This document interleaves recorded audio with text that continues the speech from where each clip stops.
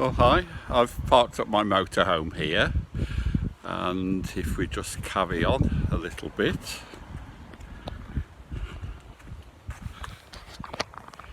Oh, what's going on here? It's my motorhome sister, and I'm actually here at the home of John Sue Hughes, who I've interviewed before, so you've got a big surprise in for you.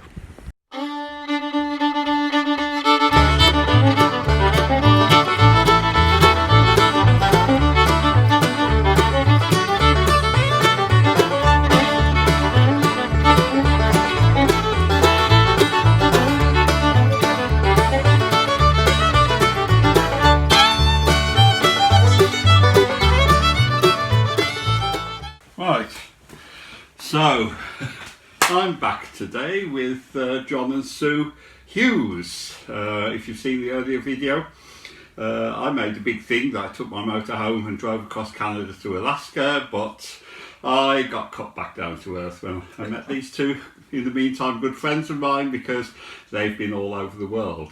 And last year it was all around Australia, and there's a link to the initial film we did which talks about that. But today we're going to show a lot more photos of some of the exotic places you've been. So I'll hand over to either John or Sue. We're looking now at a map of the world, and perhaps you could just start off. Well, which countries have you been to? Well, I'm John. This is my wife Sue. Hello. Basically, we've travelled all the European countries except Belarus, Kaliningrad, and Russia. We've shipped our motorhome to North America twice. We shipped to Halifax in Canada, and we chose to do that because it's an easy route and it's quite quick. And less red tape. Less red tape, makes it much easier to get there. So we've been twice to North America. We've shipped to South Africa. We've actually driven into North Africa, taking the ferry across from Near Gibraltar to Tangier, Med. But we've also shipped to South Africa, and we spent 6 months driving around Africa. And we've also been to Australia. We did the same thing, shipped our motorhome to Australia and drove all around Australia. Spent 6 months there. Wow.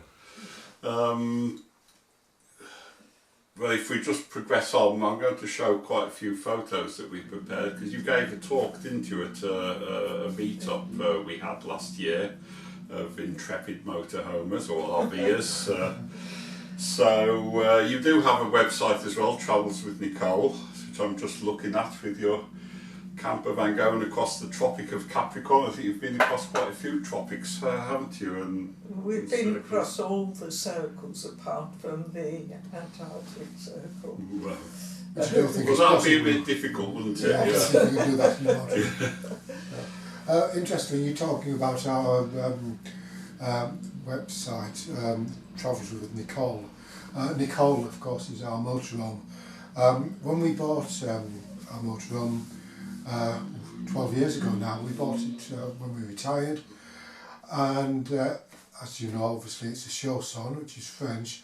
When we went to collect it, we noticed straight away that the registration plate was NK08LLE, and Sue looked at us immediately and said, we shall have to call her Nicole, especially as she's French. So that was it. So Travels with Nicole is our motorhome. Right, well, let's go on then to, I'm just looking now at the next photo where you're crossing the Arctic Circle on 2 different continents. Yes, obviously we've crossed in Norway. We've been up to North Cape a couple of times in the motorhome, and in fact towed a caravan there when we were first married. Yeah. Not quite to North Cape, but almost there. And then we've also crossed the Arctic Circle in North America. Yeah. Well, I could sort of keep up with you on that one, but I'm going to be trumped very, very quickly as we move on. Tropic of Cancer. Yes, that was in what's it called? Morocco, south of Morocco. I've forgotten the name of the country. I'll look it up and put it Yeah. in as Oh, a title. Western Sahara. Western Sahara. Right. Yes, we were It's told. part of the disputed territories. We weren't sure whether we, first of all, weren't sure whether we could go there. It's south of Morocco, and there's just the one road. And you've got the ocean on your right and the desert on your left. And I remember one morning, and I don't know why I did it, but we left the campsite and I set up the sat-nav. Of course, there's nowhere to go. We were heading for the next night's halt, and the instruction came up on the sat-nav, which was take the next right turn at the roundabout in 263 kilometres. And that was it. I mean, just Amazing. dead straight. Well, you felt safe though. This film I'm doing is going to follow on from the interview with Edward and Ian, who've also been to Morocco, and they said absolutely no problems at all, wonderful people. Yeah. I'm just moving on to the next slide, and this is crossing the equator. Now, I'm well and truly trumped here, so... We very nearly missed that. We knew we were there because we got it on the sat-nav, but we couldn't see any indication at all. What we discovered that there was actually an oil tanker parked at the side of the road, obscuring the sign, which was very tiny, very old, very rusty. And they made very little of it compared to things like in Norway, where they've got the Arctic Circle, where there's a big visitor centre. It was just a rusty old sign at the side of the road. A little shack selling a few. Little shack selling things. Not worthy of buying souvenirs. And then moving on to crossing imaginary lines, because of course the world is the world. Yeah. There are no lines in the world. It's all my garden, small and big garden. But here, Tropic of Capricorn. Yes. And again, 2 continents. Yes, Namibia in the middle of the desert, and obviously Australia in the middle of the Red Heart. At that point we were heading north, up western The Australia. photos in Australia, is it? Their second one Yeah. is Australia. Yeah. So we're just going on now to memorable moments. So there's a rather crowded ferry on the next slide. Yes, we went rather probably further west in Turkey than was actually safe, because we actually got into the disputed areas. And this was on a ferry crossing, was it Ataturk? I haven't got my glasses to see what I to jot my name. Ataturk Barrage. Yes, and to get onto the ferry, they actually had to drive. We had to drive through a lot of stalls, and they had to hook electric cables up so that we could get underneath them. And the point was, I couldn't get back into the van because there was no way John could get out or I could get in. Yeah. Now, the next one, of course, is somewhere I have been, but I didn't take this small ferry, Yes. reversing onto the Orkney ferry. Yes. And also, and unfortunately there isn't a picture, we got wedged solid, literally, in a town in Sicily. Having missed the turn, found ourselves in a one-way Well, that's busy a street, nightmare, isn't it? Yeah. missed the signs that ahead was a low arch width-wise was also going to be a problem. Oh dear. And a local gentleman stopped and he spoke a smattering of English. And he said, if you turn left after the little square, you'll be all right. Yeah. Well, we weren't.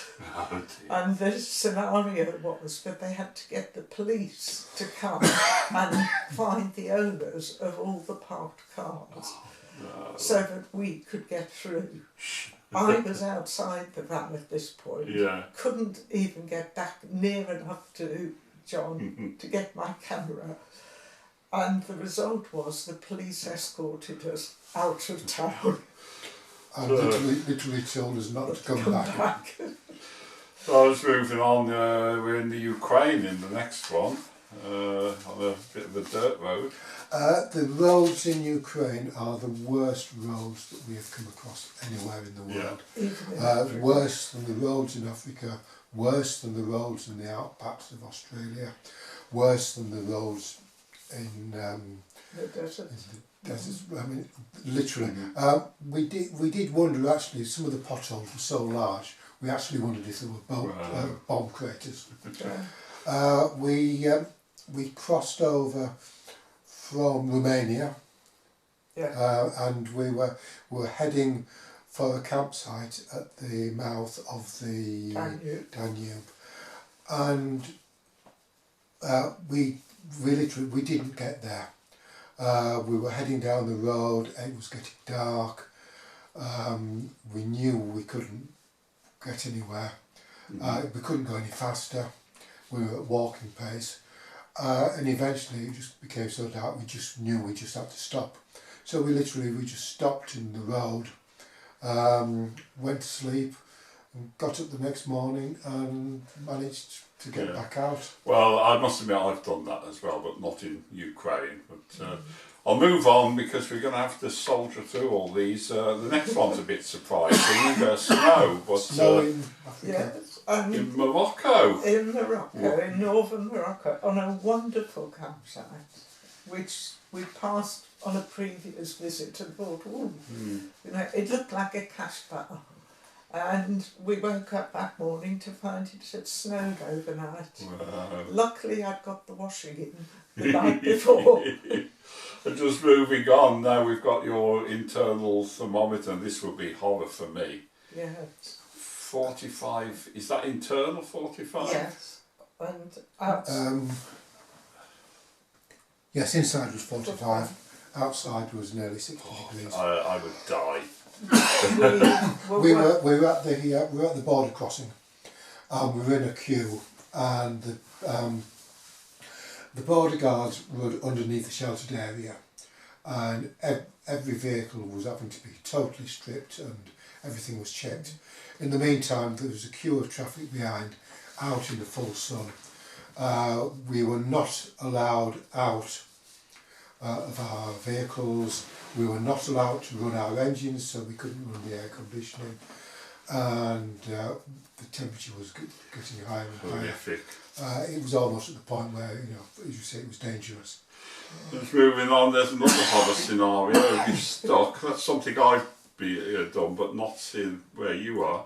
But you Yeah. gradually slid. Yeah. We find our motorhome. One of the reasons why we bought it was that we liked the Ford chassis and the Ford engine.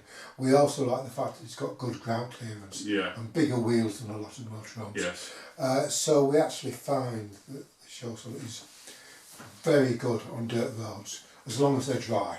Yeah. We've driven a lot of dirt roads in the dry, but the one thing that we can't cope with is sand. No. And we did get twice in the sand in Africa. Well, a little tip I got in Scandinavia: socks, which work well if you get stuck. But anyway, soldiering on. Broken down in Swaziland. Yes, we stopped outside a garage on a Saturday afternoon. We found that a lot of the filling stations sold nice meat pies, and we thought we'd have some meat pies for dinner. So we stopped and went to buy some meat pies. And when we got back to the motorhome and switched on the engine, all we got was an almighty clonking and clattering and banging. And we thought, this is not very good. Anyway, we actually looked outside the window, and right next to where the garage was, there was actually a Ford garage, and it looked just like a main Ford dealer in Europe. But of course, because it was Saturday afternoon, it was closed, so we had to wait till the Monday morning.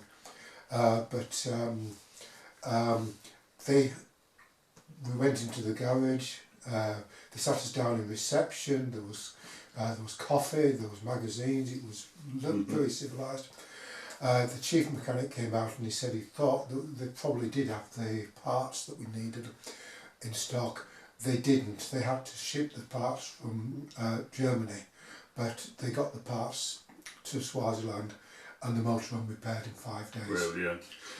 Well, this interview is going to be quite a mega long one, so I'm going to make a pause now, and I think we're going to have part 1 and part 2 and etc. So we're coming on to a new topic which will be in part 2, folks. So thanks, John and Sue. I think we may switch the lights on.